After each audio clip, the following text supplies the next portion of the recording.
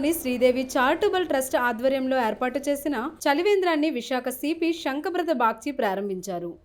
Global warming వల్ల ఉష్ణోగ్రతలు పెరిగిపోవడంతో చాలామంది వడదెబ్బ తాకిడికి గురవుతున్నారన్నారు. వేసవికాలంలో నీటిని ఎక్కువగా తీసుకోవాలని సూచించారు.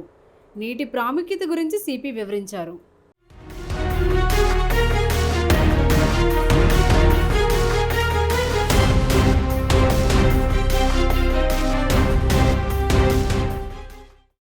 ఈరోజు శ్రీదేవి చారిటబుల్ ట్రస్ట్ ద్వారా ఒక చలివేంద్రం కేంద్రం ఇక్కడ ఓపెన్ చేయడం జరిగింది. ఇంతకుముందు కూడా అక్కైపాలెంలో ఒకటి ఓపెన్ చేయడం జరిగింది.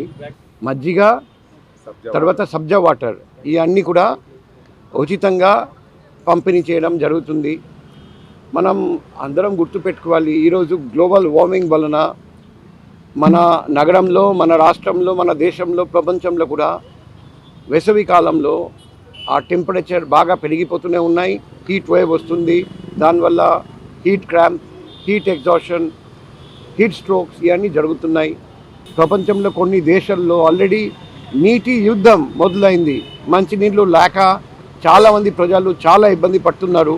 అటువంటి పరిస్థితుల్లో ఒకవైపు మజ్జిగలో అల్లము, తర్వాత కొత్తిమీర, తర్వాత కరివేపాకు, లెమన్ అన్నీ కలిపి చాలా చాలా డెలిషియస్, చాలా టేస్టీగా తయారు చేశారండి.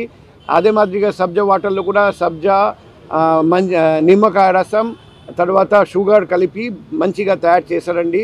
నేను పర్సనల్గా టేస్ట్ చేశాను. అది చాలా డెలిషియస్గా, చాలా టేస్టీగా ఉంది. సో ఈ వేసవికాలం అంతా 90 days ఎవరైనా ఈ ఏరియాకి వస్తే ఖచ్చితంగా ఈ చలివేంద్రానికి వచ్చి సబ్జా వాటర్, మజ్జిగ, మంచినీళ్ళు త్రాగి వెళ్ళండి.